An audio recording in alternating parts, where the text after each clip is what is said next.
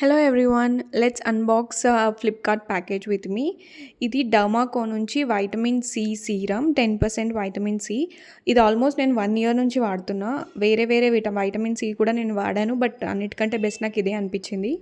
So Flipkart నుంచి order పెట్టుకున్నాను. చాలా బాగుంటుంది, ట్రై చేయండి.